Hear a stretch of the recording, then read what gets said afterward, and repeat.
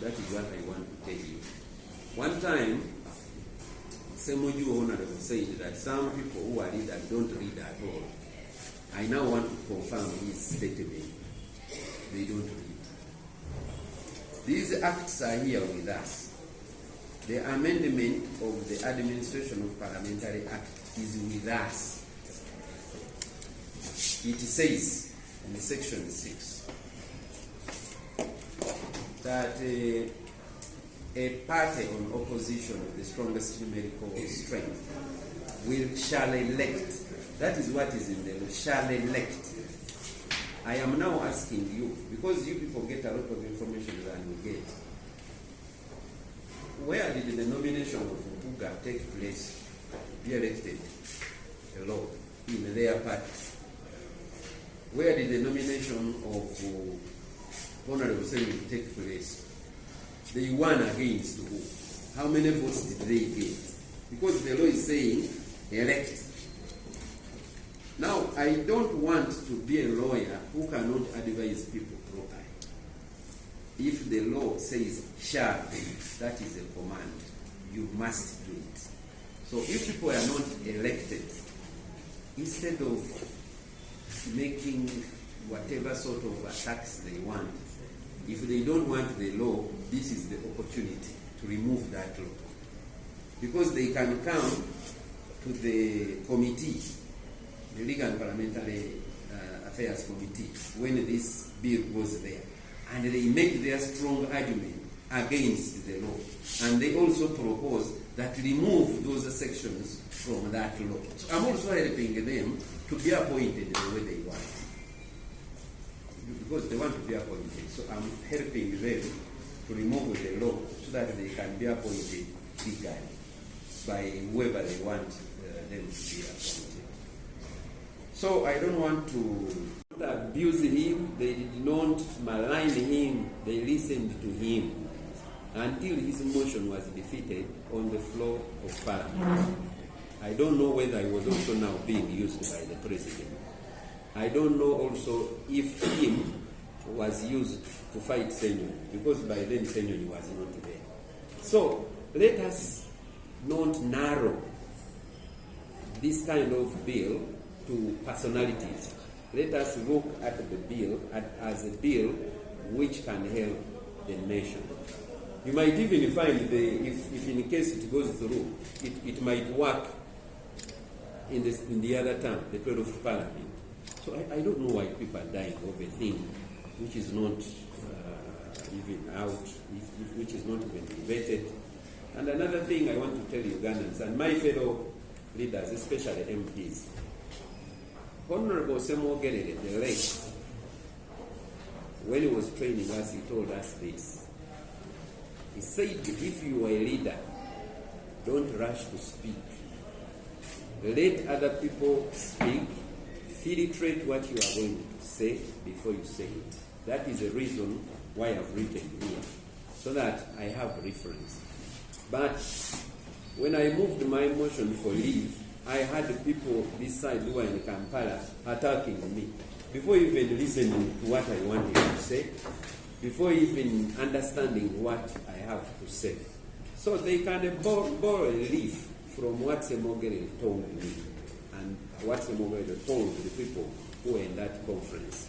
Don't rush to speak, because you might speak of a thing you don't know, and when they introduce it, you want now to say it is good, but you have already presented it as a bad thing. So this motion is a good motion, and this bill is a very good bill, because it is not only talking about the leader of opposition. It is talking about election of opposition chief whip, you included. If you have a different idea from a colleague, first of all, you don't release dogs. The other one, you don't quarrel. The other one, you don't become bitter. The other one, you don't become crazy. You don't make yourself mad. What you do, you also make a counter argument. I think that is how we are trained.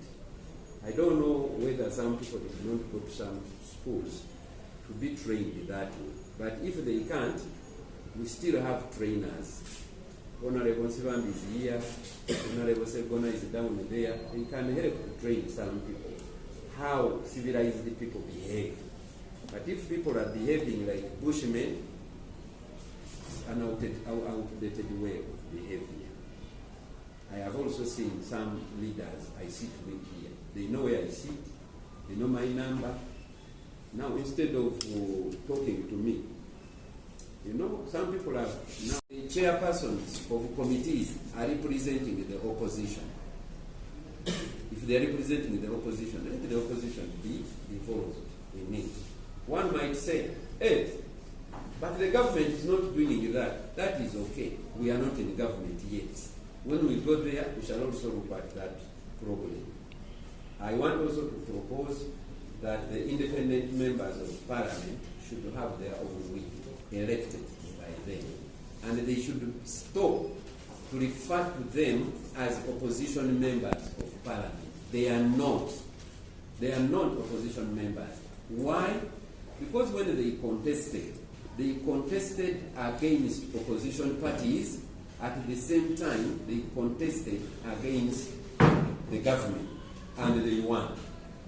That means they are not on the opposition, and they are not on the government side. So you cannot tell me that now those are opposition. If they wanted to be opposition members, they would have joined some parties on the opposition. So now, I want that in the rules of parliament, it is included, and in the administration of Parliament Act, it is included that these ones are called independent, not opposition members of Parliament, and that they should have a whip whipping them, and so many other things. Looking at the easiest, the hardest is this one. I am proposing that I want the Constitution to be amended to include that the Deputy Speaker of Parliament should come from the opposition. That's what I want. I don't know why we are here. There are two sides. One is the opposition, another one is in the government. But all speakers are from one side of the government. What stops us from having is a deputy speaker coming from the opposition? Someone must tell me about it. I think that would be the hardest, where people would be making all kinds of arguments, including those ones which are unnecessary. But they go to the cheapest because they want to make Ugandans that politics is a cheap thing. It isn't a cheap thing. It requires people to think, filtrate before they talk. I also propose that shadow ministers, after being appointed, they should appear in the opposition caucus for vetting and confirmation. The same should be done to chairmen and deputy chairmen or chairpersons of committees. Why should be elected?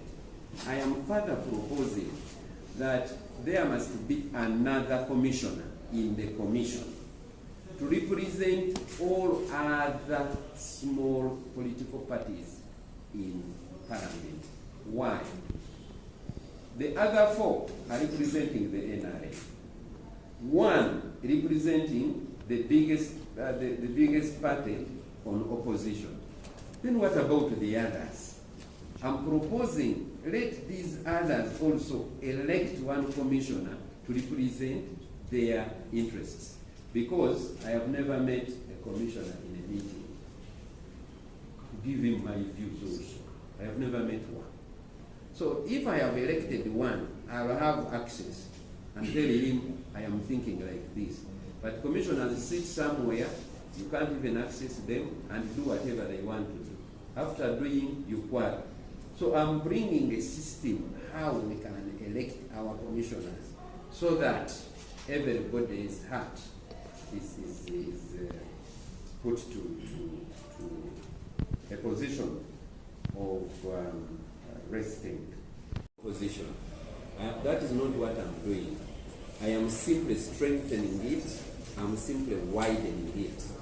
I have also seen people saying that, this LUMU now is being supported by the government and the president.